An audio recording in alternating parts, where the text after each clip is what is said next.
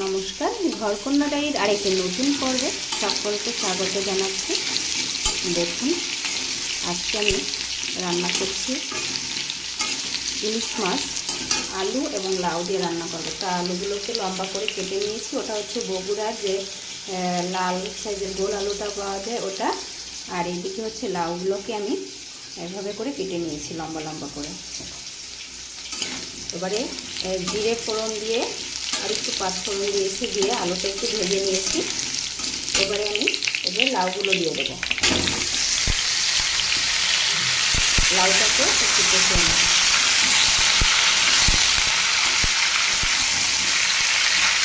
আর এদিকে মাছ ভাজা বসিয়ে দিয়েছি, ভাজা হলে তারপরে তরকারিতে দেবো। তাড়াতাড়ি রান্না হবে তার জন্য দুই চুলায় দিয়েছি। একদিকে ভাজা হচ্ছে, একদিকে তরকারি কষানো হচ্ছে। দেখুন, এদিকে আমি পরিমাণ মতো লবণ এবং হলুদ দিয়ে নিয়েছি। এবার এটাকে বেশ ভালো করে কষাতে দেবো। এভাবে করে কষিয়ে মাছের ঝোল রান্না করলে লাউ দিয়ে আলু দিয়ে বেশ ভালো লাগে খেতে।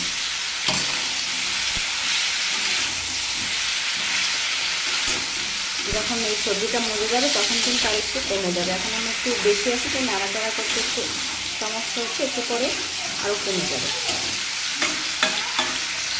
আর এইদিকে প্রথমে আমি মাছের লেজা এবং মাথা আগে ভেজে নিয়েছি, পরে মাছ ভাজবো। এই যে মাছ এক এক করে করি আস্তে আস্তে করে। দেখুন,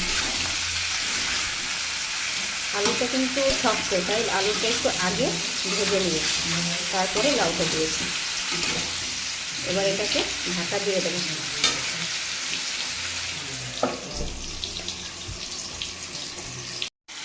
দেখুন, লাউ এবং আলু তখন যখন কড়াইয়ে দিয়েছিলাম কতটা বেশি ছিল, মজে গিয়ে কিন্তু অনেকটাই কমে গিয়েছে। আমি একটু জল দিয়ে ঢাকা দিয়ে রেখেছিলাম, এভাবে করে আমি এটা কষিয়ে নিয়েছি। দেখুন, এর থেকে কিন্তু তেল ছেড়ে দিচ্ছে। এবারে এটাতে আমি ঝোলের জন্য জল দিয়ে দেবো। দেখুন, এবারে আমি জলটা দিয়ে দিচ্ছি ঝোল তৈরি করার জন্য।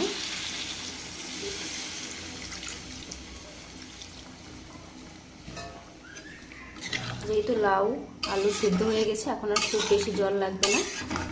কষিয়ে ভালো করে কষাতে কষাতেই সিদ্ধ হয়ে গেছে। এই যে লাউ আলু সব সিদ্ধ হয়ে গেছে। এখন একটু ফুটে উঠবে জলটা, তারপরে মাছটা দেব, ঢাকা দিয়ে নামিয়ে নেব। আর হচ্ছে এখানে আমি পরে আর একটু অ্যাড করেছি তেজপাতা আর কয়েকটা গোটা দারচিনি, আর দিলাম কয়েকটা কাঁচা লঙ্কা আস্তে। অনেকেই আছেন ঝাল বা মশলা জাতীয় খাবার খেতে পারেন না, বাটা মশলার রান্না করিনি আমি আজকে।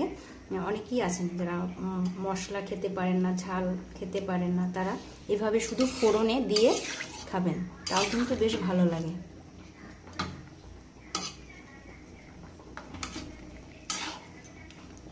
এবার ঝোলটা ফুটে উঠুক, তারপরে আমি মাছ দিয়ে দেব। আর এই যে দেখুন, মাছ আমি ভেজে নিয়েছিলাম। এই যে এবার ভেজে রাখা মাছগুলো আমি দিয়ে দেব। 2 পিসই দেবো, বেশি দেবো না।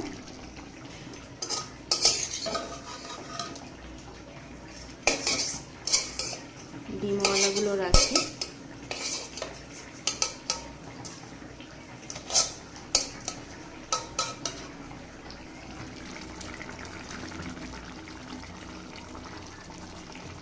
আর দিয়ে দেবো এই যে মাথা। দেখুন, মাছের মাথা লেজা ভেজে কিন্তু আগেই তুলে নিয়েছিলাম। এবারে এটা দিয়ে দিচ্ছি লাউয়ের সাথে।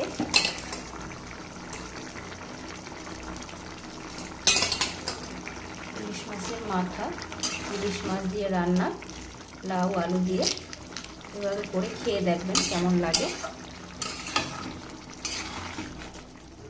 দেখুন, খুব সুন্দর একটা তরকারি হয়েছে, স্বাস্থ্যকর লাউ আলু দিয়ে ইলিশ মাছের স্বাস্থ্যকর পাতলা একটি ঝোল। যারা অতিরিক্ত ভারী খাবার খেতে পারেন না, তারা এইভাবে হালকা পাতলা করে রান্না করে খাবেন। এটা আরেকটু ফুটে উঠলে পরে আমি নামিয়ে নেব। তা কেমন লাগলো আজকে আমার এই মাছ রান্নার ভিডিওটা, লাউ আলু দিয়ে ইলিশ মাছের পাতলা স্বাস্থ্যকর পাতলা ঝোল। তা আজকে এই পর্যন্তই। ভালো লাগলে ভিডিওটি ভালো লাগলে চ্যানেলটি লাইক সাবস্ক্রাইব শেয়ার করে দিবেন। ভিডিওটি দেখার জন্য অসংখ্য ধন্যবাদ। সকলের জন্য রইল শুভকামনা। আজকে এই পর্যন্তই। নমস্কার।